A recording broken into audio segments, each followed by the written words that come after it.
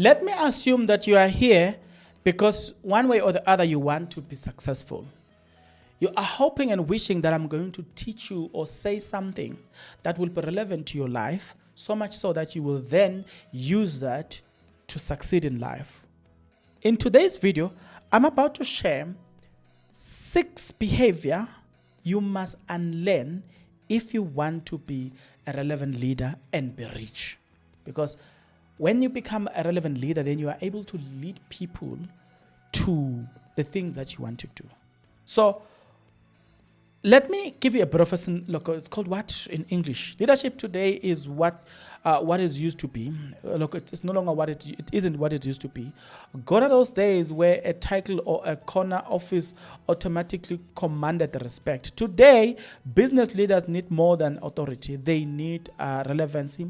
But being a relevant leader is not just about adopting new behaviors. It's about unlearning bad habits, especially those that do more harm than good. Recently, guys, I saw a video.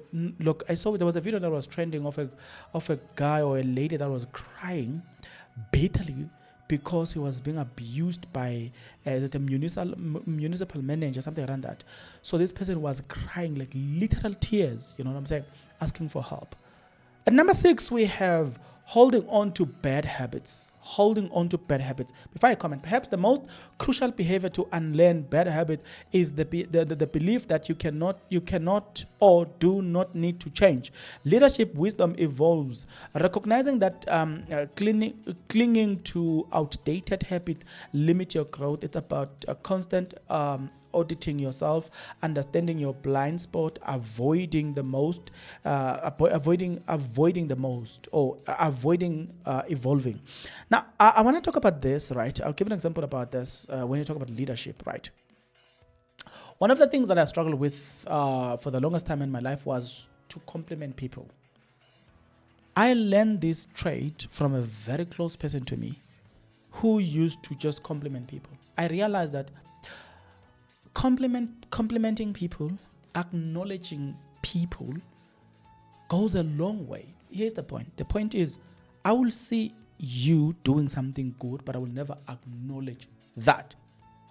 But I've then realized that when you acknowledge that, you know what, I like what you have done, keep it up. That alone, just that simple behavior, it goes a long way. Your team then have a confidence in you. That's something that I think it is worth learning. I struggled with that for a very long time. Please, even if you are leading your children, leadership is not just about business. Even if you are leading your children, acknowledge whatever they are doing. Tell them when they are right. Assure them that, you know what it does? It gives you the right also to tell them when they are wrong. They have the confidence in you. When they are wrong and you tell them that you are wrong, they can easily, you know what I'm saying, adjust and say, okay, it makes sense when you say you are wrong. Let's go to number 5. Number 5, separating work from emotions. Hey, for years we were taught that leaders can't be emotional, or they won't be respected. They won't be perceived as being too soft and wouldn't make difficult decisions. But in 2025. Leading without emotions means leading without connection. Successful leaders today recognize that empathy and the ability to understand and share the feelings of others is superior. In many ways, leaders don't have the right to lead others without having a corporate psychologist mindset to truly understand and connect with their teams. My thought, I wouldn't have said it better. You know, I once had a story of a pastor who, this story relates to exactly what I've just told you now, or read to you now. This pastor, he goes into this house. They have lost a family member. He gets there, and the expectation is that he's gonna read verses. He's gonna tell them this and this. But he gets there and he starts crying with them. Cried with them. Where we found them crying, he cried with them, and went through the process with them. When it was time, he left. They said the impact he made surpassed the impact of a pastor who would have gone there and just preached. So in other words, when instead of just preaching He was busy sweeping when they need to sweep, crying with them when they were crying, all doing all those things that made people to connect with him more than a pastor who would have just came in, preach, and leave. Number 4, playing it safe. Fear of backlash can tempt leaders to avoid tough decisions. Yet the courage to act with integrity, even when it is risky or unpopular, is where the respect is earned. Leaders have become wired to play not to lose, rather than play to win. Playing it safe, becoming a selfish act rather than one that has the best interest of others in mind. Being courageous doesn't mean being reckless, but rather doing what is right. It means standing by your values, advocating for what is right, making decisions with long-term benefit in mind rather than short-term comfort.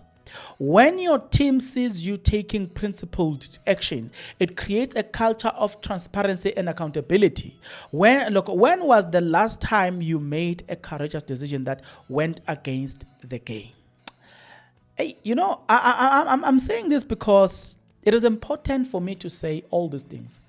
Good parenting. Let me move from business and also link parenting. Do you know, some of you guys will remember, your parents will always tell you that please listen to what I tell you because you will remember this one day. Did you hear that? So in other words, good parenting is also linked to good business as well. If you are a bad parent, you are most likely a bad leader in business space. Do you see what I'm trying to say? Because good parent can take a decision that will benefit a child tomorrow, but a child will feel otherwise about the decision today. Then tomorrow, the child will be like, yeah, this decision was proper. But at the time, I felt otherwise about the decision. That's parenting. Number 3. Always needing to lead. I'm going to tell you something about this one. The decisions a leader makes at work reflect the type of a person he or she desires to be. Leadership success is no longer measured by money or power. It is about the ability to influence the advancement of others. The smartest or the loudest person in the room does not mean they are the most insightful. The best leaders are also the best followers. Oh, hi, Bo. Okay. In 2025, leadership requires emotional intelligence to recognize when to step back and empower someone else to lead. This is about humility and adaptability, knowing when to listen and learn from those who manage and create an environment of mutual respect. Are you open following the lead of your team when they have specialized knowledge or stronger insight? You see, here they sum it up very, very, very, very nice. Let me tell you something, guys. There's a struggle. I've seen it in many people. People who grow up being bullied, when they are given a power of a position to lead, they tend to be the most aggressive people. They wanna lead even when they're supposed to allow others. And this thing, I've seen it even in churches, by the way. One of the reasons why churches don't grow is because there's a lack of leadership. People do not delegate. There are things sometimes we must delegate, not because we can't. Simple. Not because we can't. I'm delegating because I'm growing you. The intention is not that it's not about me now. The intention is to grow you. I'm intentional about growing you. So I'm going to delegate this task to you. And I'm going to delegate smaller task. That even if you were to fail, it doesn't affect us on a greater scale. Simple thing. So leadership, and this thing of learning to delegate, it's also about learning to trust people. Trusting that you will run this operation. Let me leave it to you. Do it. And then I will also tell you, please don't make some big costly mistake, such as a driver who's learning to drive, and you take that driver to a freeway. Hey, you're still learning to drive. A costly mistake is that this person, while the cars are driving at 120, he must just decide to stop. And how many cars?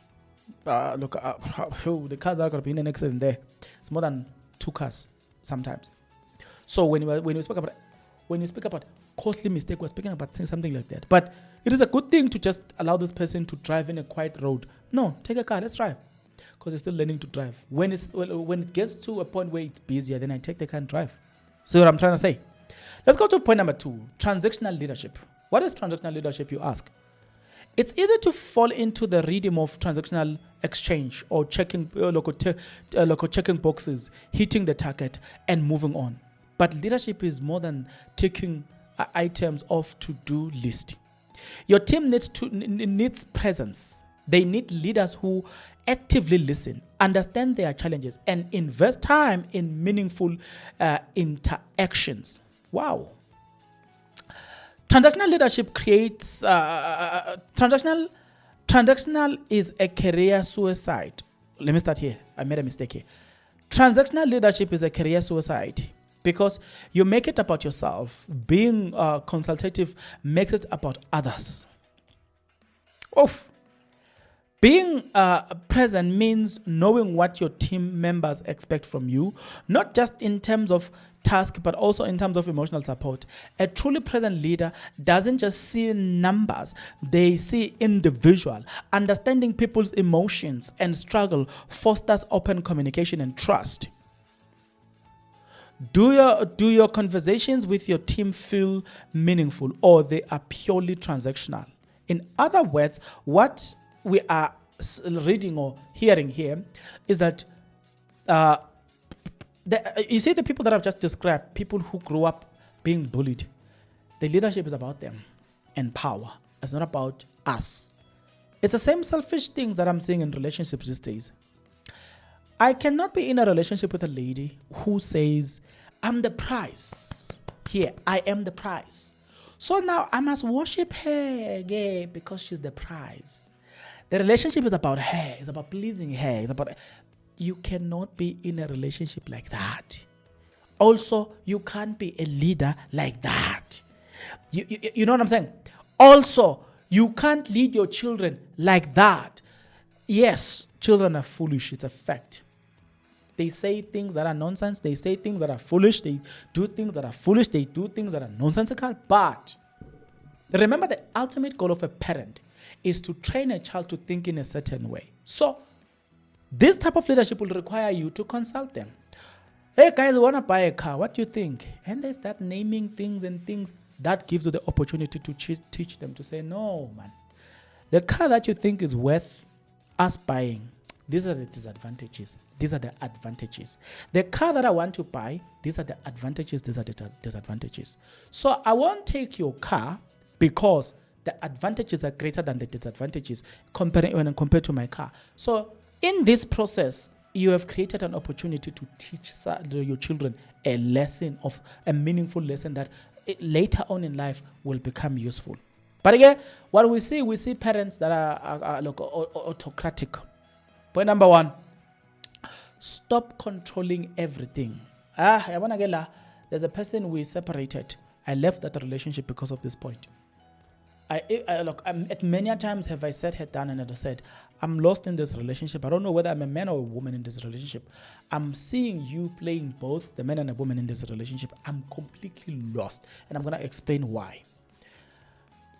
Do you feel the need to micromanage every decision? You are not alone. Many leaders associate control with order and efficiency. While control has its place, it can stifle creativity and alienate your team. People are tired of prescribed approach to their work. Here is an example from Pulse survey. My organization conducted a senior management Fortune of 500 companies. But let me just give you this example, and I think it will be worth. Here's a fact. So when I got lost in this relationship, there was a time when, in a simple issue like electricity, there was a problem with electricity where we stay. So we agreed that she said, okay, I feel like you're not leading. I said, no, I feel like you're not giving me the space to lead to begin with. And I've been complaining about it. So we made an agreement with her to say, listen, there's an electrician that is coming up. Please take charge. Lead. I'm showing you people here who've got a problem of wanting to lead wanting to be led and also wanting to lead at the same time. This is what happened. At the end of this, the electrician arrives. He starts fixing, or while he was just diagnosing, she took over. No, okay, what about this? What about that? I'm there with the electrician. And now I have to step back and say, okay, I can't ask the same question that she's asking. Some of those questions I wouldn't have asked them. Some I would. But can I repeat them just because I need to remind her that we're leading?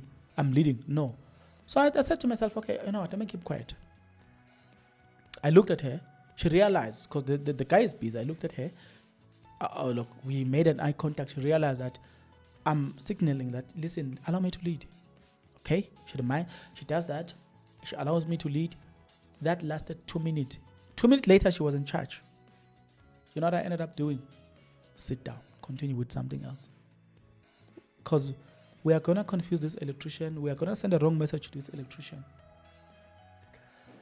This same person struggled with this thing called power, wanting to control things, to an extent that we used to travel to a different province. I'm not going to give details to this. We used to travel to a different province. So I was the driver, obviously. She would rely on me for driving. She had a car. When she had to go, when we have to go there, it's a must for us to go there. I'm not going to give more description about it. We'll go there every now and again. Maybe 3 months we would have gone there, different province. She will say, Bongan, because we're not living together. Bongan, I'll get a call. Okay, you know what? Today, please let's go. We are going. No, it's not when please let's go. Okay, yeah. Today I'm going to blah blah blah blah blah this place. Today, please come and drive the car. At some point, I said to her, listen, why? Okay, I said to her, even if I'm not working, don't you think I've got life? I've got plans. I make plans. What if I was planning to visit somewhere? Okay, we'll do it tomorrow. Still, this person is not listening to me. Still, this person is not listening to the principles I'm bringing in the table. And that thing became a norm. I thought this is going to end. This is going to end. I tried to reason with this person. This thing has got to end. This has got to, but she never listened. Until I said to this person, when we broke up, I said to her, I've sat with you many a times and asked you to allow me to lead in this relationship. And my leadership style is very simple. I will take you into confidence. I will make you will be aware about anything and everything that we are doing here. Consultative leadership. When we were about to break up, I said to her, if I can continue with you in this relationship, I am going to end up doing something that I don't like. I'm gonna end up beating you, trying to put you into submission. To avoid a situation of that, because I see it coming now, let me leave the relationship.